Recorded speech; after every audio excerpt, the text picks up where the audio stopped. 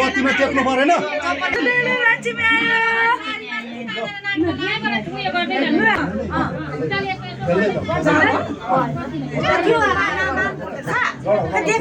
side साइडमा बिस्तार लुगा भेट्ला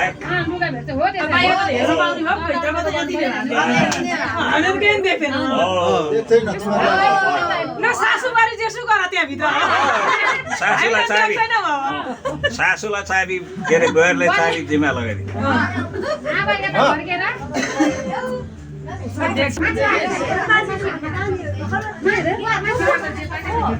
हुँदैन